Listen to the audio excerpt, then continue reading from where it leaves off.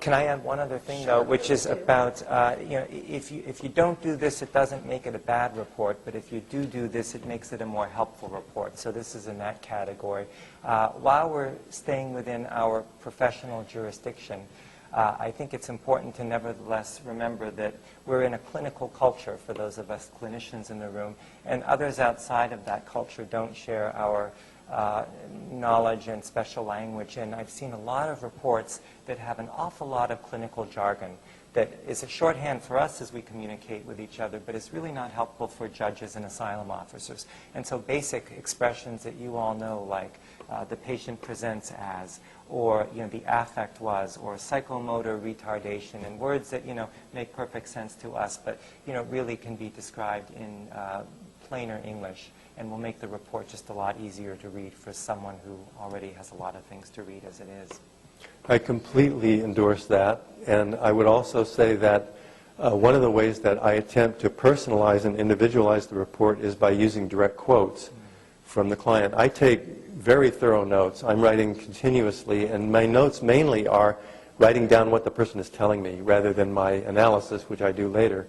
And I find that to be a very helpful way to, one, get the story presented, the pieces of it that I want to. Two, to show all those elements of my analysis as they emerge in direct verbally. And three, to give a textured picture of who this person is. Frequently, I've been told that those reading the report find it helpful to get a sense of this person as an individual, certainly not the person simply as a collection of symptoms. And I must say, as the lawyer, those kind of direct quotes or contextual details, when I get the psychological report back, often add such a level of depth or color to the story. It may be exactly the same story that I've developed in the declaration as a lawyer, so that I understand generally the contours of what happened, but those details in the way that they come out in the evaluation really help with that detailed, credible, and consistent. They not only give the sense of the individual, the applicant as a person to the court, but the language is often so telling. It's not the kind of thing that someone could make up from reading a list of symptoms. Those words and sometimes those visceral kind of comments are really illustrative on a level that the lawyers would be unable to come up with on their own.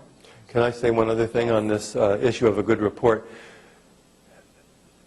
Sometimes, or I should say always in our training of new professionals doing this work, we emphasize that the purpose of this evaluation is to provide a professional assessment within the limits of our professional skill and our professional discipline, and specifically not to try to win the case, no matter how much we believe this person and no matter how sympathetic we might be to their situation.